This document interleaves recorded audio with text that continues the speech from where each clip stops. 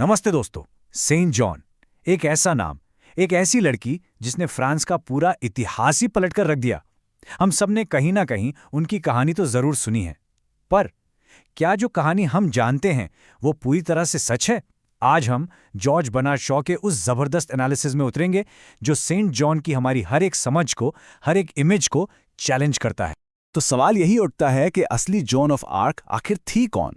देखिए, हमारे दिमाग में एक तस्वीर बनी हुई है, एक बहुत ही पवित्र, बहुत ही मासूम लड़की जिसे फरिश्तों से सीधे पैगाम मिलते थे। लेकिन जॉर्ज बर्नार्ड शॉ कहते हैं कि इस जानी पहचानी कहानी के पर्दे के पीछे एक कहीं ज्यादा कॉम्प्लेक्स और सच कहूं तो कहीं ज्यादा दिलचस्प हकीकत छिपी है। तो चलिए आज उसी हकीकत की गहराई में उतरते हैं। यहाँ आप दोनों नजरियों को आमने सामने देख सकते हैं। एक तरफ है द लेजेंड, यानी वो कहानी जो हमें बचपन से सुनाई जाती है कि वो एक पवित्र लड़की थी, एक बेचारी विक्टिम जिसे धोखा मिला। और दूसरी तरफ है शॉ की रियलिटी। शॉ के हिसाब से जोन असल में पहली प्रोटेस्टेंट शहीद थी, राष्ट्रवाद की दूत थी और एक जीनियस और संत दोनों थी। और फरिश्तों से प्रेरणा लेने की बजाय वो एक बेहद प्रैक्टिकल और यहाँ तक कि थोड़ी बॉसी किस्म की रियलिस्ट थी। कितना बड़ा फर्क है ना। तो चलिए अब शॉ की इस रैडिकल रीटेलिंग के बिल्कुल कोर में चलते हैं। एक बात साफ कर दूं, शॉ का मकसद जोन को बदनाम करना कभी नहीं था। उनका असली मकसद था उस सफेदी को हटाना जो उसकी असल पहचान को बिगाड़ देती है। वो हमें असली जोन से मिलवाना चाहते थे, जो इन काल्पनिक कहानियों से कहीं ज्यादा पावरफुल थी।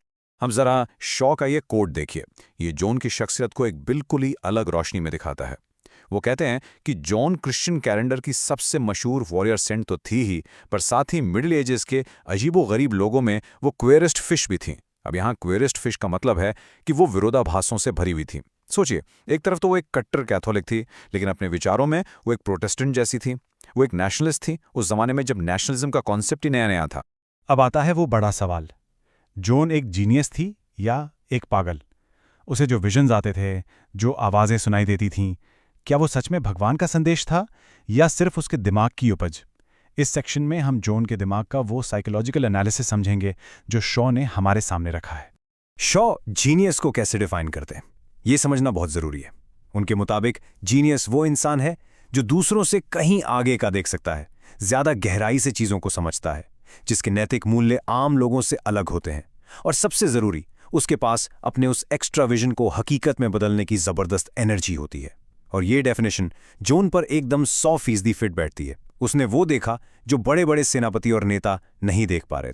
तो फिर उन आवाज़ों का क्या? शॉ का मानना है कि वो जोन की बहुत तेज और ड्रामेटिक इमेजिनेशन का नतीजा थी। ये एक तरह का इंट्यूशन था, या यूं कहें कि अनजाने में उसके दिमाग में जो तर्क चल रहे थे, ये उसी का नतीजा था।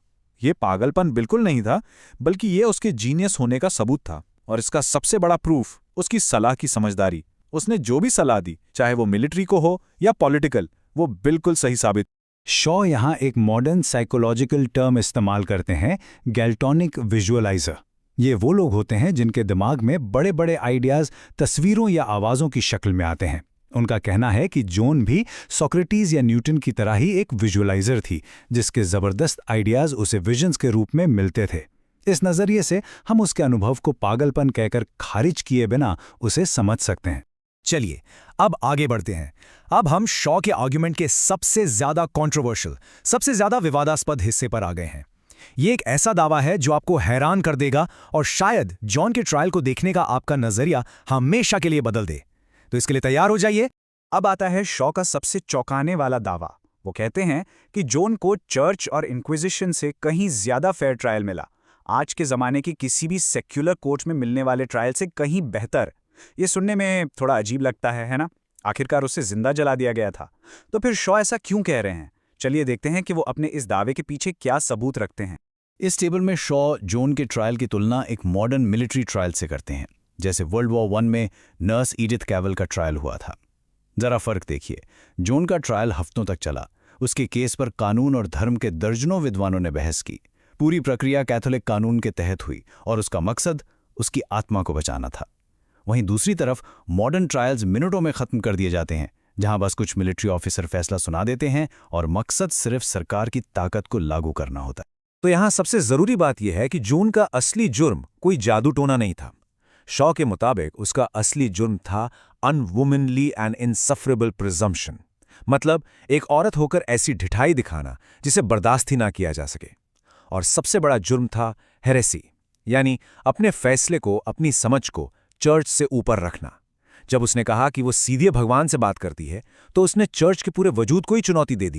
चलिए अब इस कहानी के आखिरी पड़ाव पर चलते हैं कि कैसे इतिहास ने जॉन को दोबारा जज किया और कैसे एक हेरेटिक यानी एक धर्मद्रोही एक सेंट बन गई। उसकी ये विरासत आज हमारे लिए क्या मायने रखती है। और ये टाइमलाइन उसके इस ड्रामेटिक सफर को बहुत ही बेहतरीन ढंग से दिखाता है। सोचिए, 1431 में उसे धर्मद्रोह और जादू छोड़ने के लिए जला दिया गया। सिर्फ 25 साल बाद 1456 में उसी फैसले को पलट दिया गया। और फिर सदियां गुजर गईं। 1904 में उसे वेनरेबल का दर्जा मिला, 1908 में ब्लेस्ड, और आखिरकार 1920 में उसे एक सेंट बना दिया गया। 500 ईयर्स का सफर, एक जलाई गई अपराधी से लेकर कैथोलिसिज्म की सबसे सम्मानित संतों में से एक तक। और आखिर में शॉ हमें इस गहरी सोच के साथ छोड़ जाते हैं। वो कहते हैं, ऐसे कत्लों की त्रासदी ये है कि ये कातिलों द्वारा नहीं किए जाते, ये खलनायकों द्वारा नहीं किए जाते। इसका मतलब ये है कि जॉन को मारने वाले लोग खुद को बुरा नहीं समझते थे, वो तो बस अपने सिस्टम और अपने कानून का पालन कर रहे थे। तो सवाल आज हमारे लिए ये है कि कैसे हमारे सिस्टम आमतौर पर निर्दोष लोगों से भयानक काम करवा सकते हैं, और आज हम अपने समाज के जीनियसेस और हेरेटिक्स के साथ कैसा बर्ताव करते हैं। Subscribe for more such videos.